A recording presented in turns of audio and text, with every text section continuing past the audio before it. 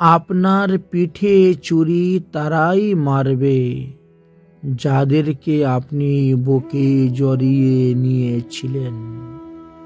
বিশ্বাস না হলে কাউকে আবার বুকে জড়ান, দেখবেন তার হাতটা আপনার পিঠেই রয়ে আছে।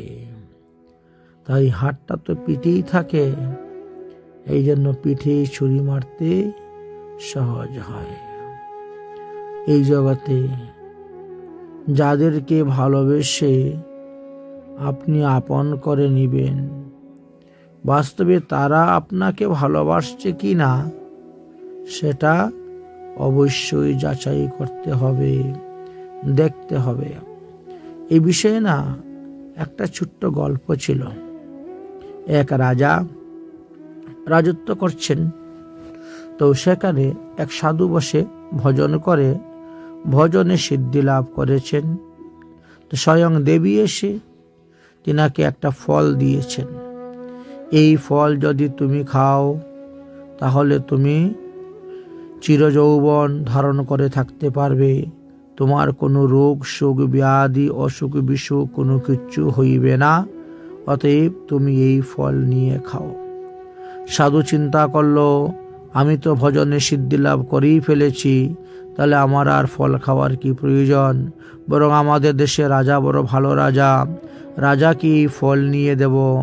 রাজা যদি এই ফল খায় তাহলে রাজা চিরজীবন যৌবন ধারণ করে থাকতে পারবেন, যুদ্ধবিদ্যাদি দ্বারা দেশকে রক্ষা করতে পারবেন, দেশের প্রজাগণ শান্তি থাকতে পারবে। অতএব এই ফলটা আমি রাজাকে খাওয়িয়ে দিব। তাই রাজার কাছে নিয়ে গেলেন, রাজা মশাই, এই ফলটি আমি সিদ্ধি লাভ করে পেয়েছি, আপনি সেবা করুন, গ্রহণ করুন, আপনার অটুক জীবন যৌবন স্বাস্থ্য বজায় থাকবে, আপনি এই ফলটি গ্রহণ করুন, সর্বত্র জয় লাভ করতে পারবেন।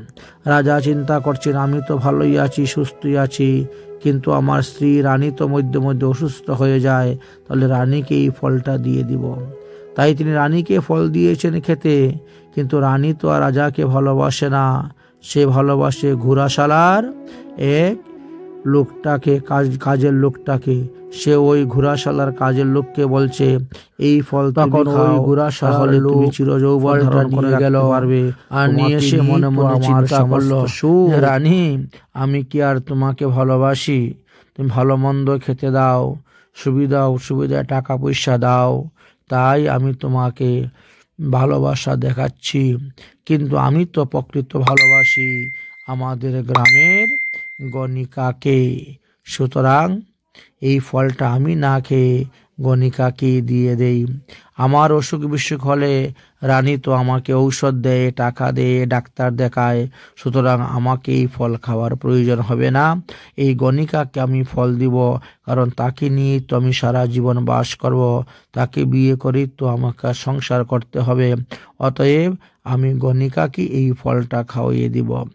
এই বলে ওই ঘোড়াশালার লোকটা কি করলো, গণিকাকে নিয়ে ফল দিয়ে দিল। হে গণিকা, তুমি এই ফলটা খাও, তাহলে তোমার রোগ শোক ব্যাধি হবে না, তুমি চিরযৌবন ধারণ করে থাকতে পারবে, তোমাকে নিয়ে তো আমার সমস্ত সুখ, তোমাকে বিয়ে করে আমি সংসার করে থাকব, অতএব তুমি এই ফল খাও।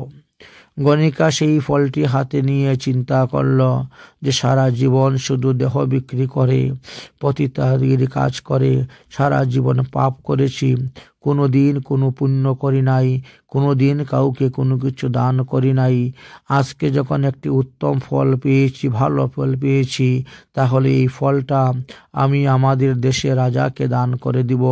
রাজা বলো, ভালো রাজা, এই রাজা যদি নবযৌবন সম্পূর্ণ হয়ে চিরযৌবন ধারণ করে নিরোগ অবস্থায় থাকতে পারেন, বেশি দিন রাজত্ব করতে পারেন, তাহলে প্রজাগণ সুখে শান্তিতে থাকতে পারব।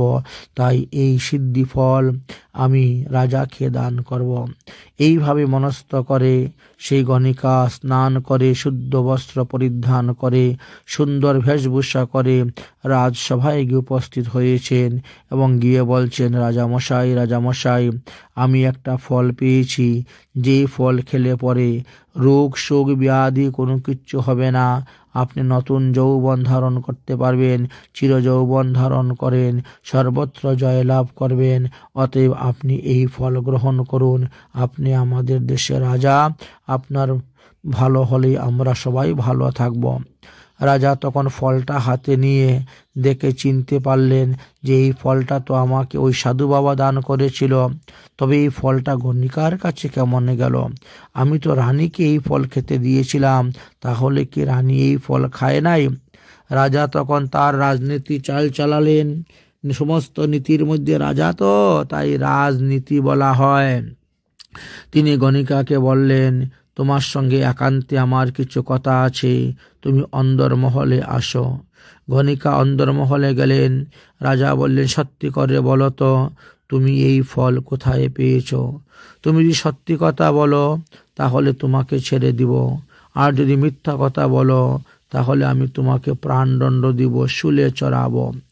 গণিকা তখন বলল, মহারাজ, আপনাদের ঘোড়াশালায় যে কাজ করে লোক অমুক, সে আমাকে এই ফলটা দিয়েছে, কিন্তু সে কোথার থেকে পেয়েছে সেটা তো আমি জিজ্ঞেস করি নাই, আমি জানিও না। সে আমাকে এই ফলের এই গুণ আছে বলে আমাকে ফল দিয়েছিল খাওয়ার জন্য, তার থেকে বেশি আমি কিছু জানি না। রাজা বললেন, ঠিক আছে গণিকা, তুমি এই কথাটা কারোর কাছে প্রকাশ করবে না, যাও, চুপচাপ তুমি তোমার ঘরে চলে যাও। গণিকাকে বিদায় দেওয়ার পর রাজা কি করলেন?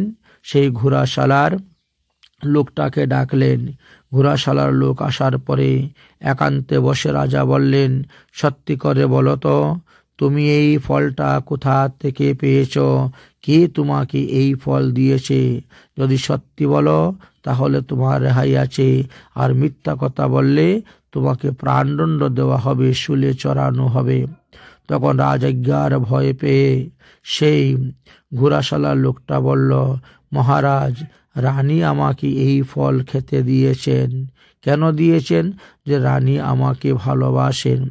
আপনি তো দেশ হইতে দেশান্তরে যুদ্ধ করার জন্য চলে যান, 1 মাস 2 মাস 3 মাস পরে ফিরে আসেন, তখন রানীর মনোরঞ্জন করার জন্য আমাকেই তিনি নিয়ে যান অন্দরশালায়, আমি রানীর মনোরঞ্জন করে থাকি, এই জন্য এই ফলটা আমাকে খেতে দিয়েছিলেন। রাজা বললেন, ঠিক আছে রানী, ইহা ঠিক আছে। ঘোড়াশালার লোক, যাও, তুমি তোমার ঘরে চলে যাও সারথি, আমি পরে দেখে নিব। তাকে বিদায় দিয়ে রাজা চিন্তা করলেন, সর্বনাশ, আমি যাকে ভালোবাসি সে তো আমাকে ভালোবাসে না, তাহলে কার জন্য আমি এত কিছু করতেছি? সে তো কোন দিন আমাকেই মেরে ফেলবে। এই চিন্তা করে রাজার মধ্যে তখন দৈন্যতা এসে গেল, এবং তখন তিনি রানীকে রাজগদ্দিতে বসিয়ে দিয়ে সংসার ত্যাগ করে বনে গিয়ে তিনি হরিভজন করলেন। তাই এই জগতে আপনি কাকে বিশ্বাস করবেন? পিঠে ছুরি তারাই তো মারবে যাদেরকে আপনি বুকে টেনে নিয়েছিলেন। বিশ্বাস না হলে আরেকবার পরীক্ষা করে দেখুন, কাউকে বুকে জড়িয়ে দেখবেন তার হাতটা আপনার পিঠের মধ্যেই ঠেকে আছে। তাই তো আমাদেরকে সাবধান করলেন যে তোমরাও সাবধান হও। এই তো হিতোপদেশ দ্বারা জানা গেল।